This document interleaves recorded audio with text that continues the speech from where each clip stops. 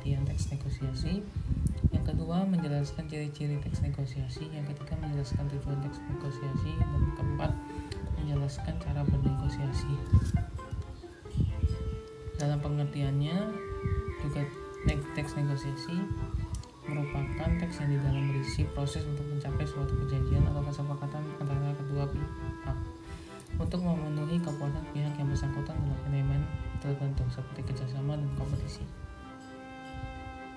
Dalam ciri-ciri teks negosiasi memiliki 5.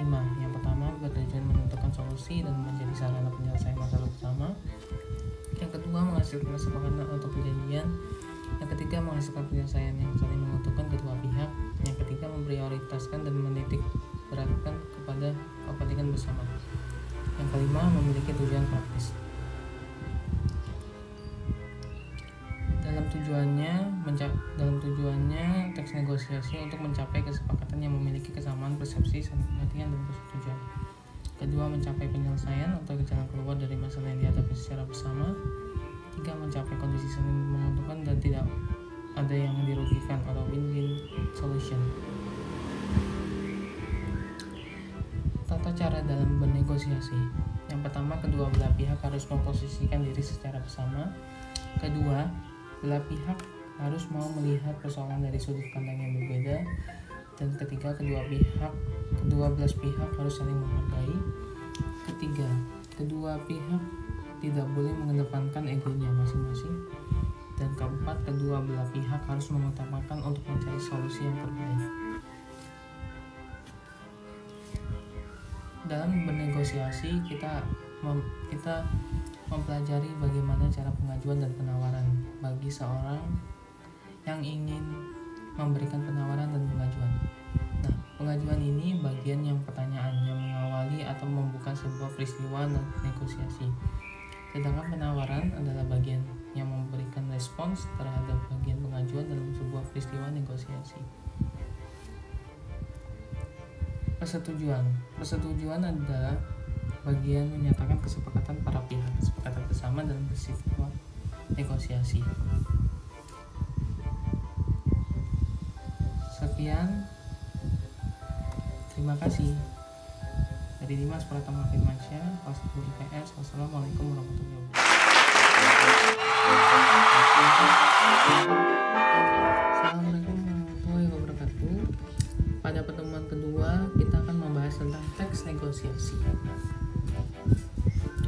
Materi pokoknya kita mempelajari tentang struktur teks negosiasi, unsur kebahasan, perangkat teks negosiasi, mengembangkan perangkat teks, dan menyunting teks negosiasi. Contoh teks negosiasi. Bro, ada kamera buat dari Selasa sampai Rabu nggak? Ada kok, mau sewa berapa aja emang? Buat 2 hari, ada acara di kota. Ini bro, buat 2 hari biaya sewanya 150.000. Wah, mahal amat bro, kurangin dikit lah.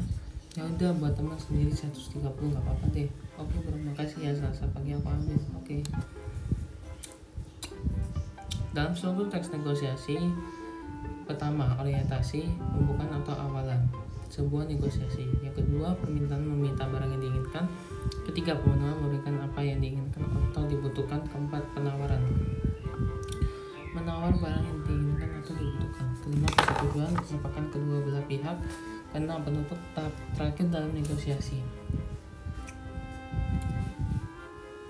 Dalam unsur kebahasan teks negosiasi, kita menggunakan yang pertama bahasa persuasif, yang kedua kalimat relatif, yang ketiga bahasa yang sopan, keempat menggunakan konjungsi, kelima efektif, keenam kalimat pembanding, ketujuh kalimat persetujuan, 8 berisi pasangan tuturan, ke-9 bersifat memerintah dan memenuhi perintah,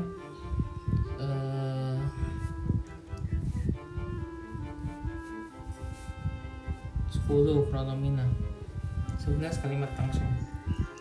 Contohnya bagus itu bu, cocok untuk souvenir. Ini produk terlaris bu selama 2021. Maaf pak, kalau harga segitu saya masih rugi.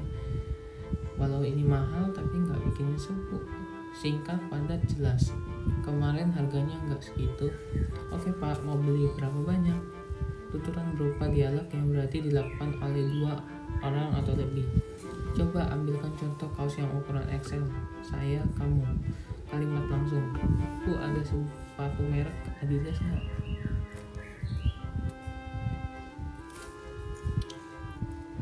Kerangka teks negosiasi yang pertama adalah topik, yaitu lokasi suatu studi wisata. Yang kedua, pihak-pihak. Pihak-pihak contohnya pada siswa dan guru. Yang ketiga, konflik, yaitu perbedaan persepsi lokasi wisata yang indah. Keempat, kita mencari solusinya, bagaimana lokasi wisata yang berhasil disepakati oleh siswa dan guru. Kelima, kesepakatan dalam melaksanakan studi wisata yang telah disepakati semua pihak. Cara mengembangkan kerangka teks negosiasi, yaitu berarti menyusun menjadi sebuah teks negosiasi yang baik dan lengkap, serta memenuhi unsur strukturnya. Terima kasih, Mas.